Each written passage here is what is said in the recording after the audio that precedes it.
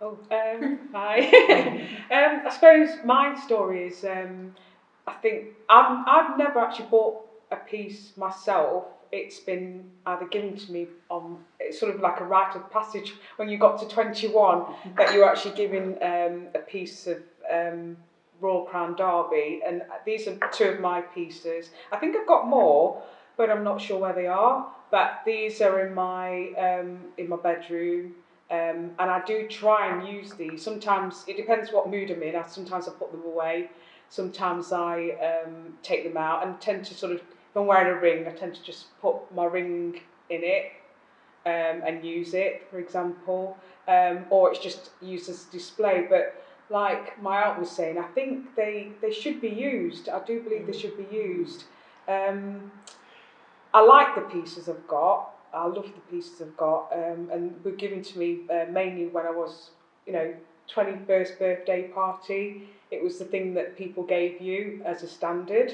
So you were in some ways expected to get at least one or two pieces from either your parents or your family members or friends, and especially if they were from Derby. You always got it. So I suppose they were trying to pass on the generation, family, mums, dads, family, cousins, aunts and everything from the generation above were trying to sort of, I suppose, pass that significance and the meaning of being, I suppose, born and brought up in Derby to sort of still keep the Derby piece, a piece of Royal Crown Derby in your house, and actually understanding the significance of that and also what that means, I suppose, as a family and the family bond to continue that in some way, in some other way, which is sort of probably more significant for, at the time, obviously when I was 20, 21, have some kind of meaning, just then carry that through, hopefully to the next generation and on and on. What about the luxury of the piece? Is that significant? I think it's I'm quite heavy-handed, so I'm very, so yeah, I find it a very delicate piece, but also a strong piece. I can remember doing pottery at school, doing O-level pottery, and to get a piece something like this, it's so thin, but it's so strong.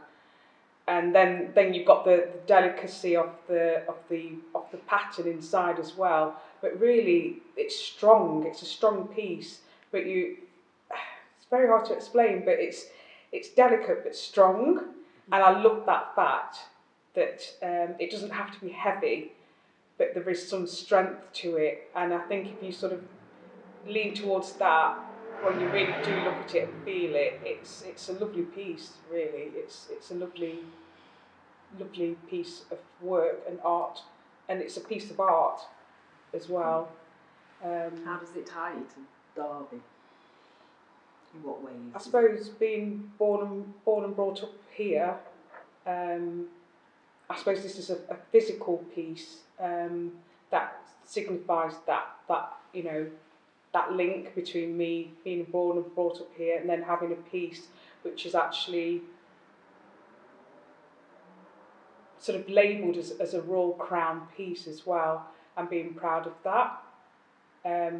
Not a lot of places has that link with something which you could actually hold physically in your hand, and I'm proud of that. Definitely, yeah.